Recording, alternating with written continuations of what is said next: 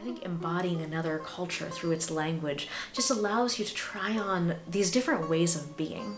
And I love that I can do that in choral music. I can ask singers who maybe speak one language to really engage with another language and to really embody it and to really share that with an audience.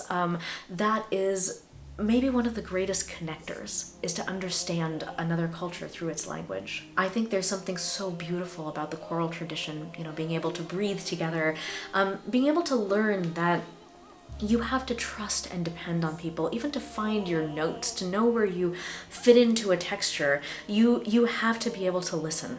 And I think that's such a valuable thing in our world right now. We talk a lot about having our voice heard, about putting our voice out there, about how important different people's voices are.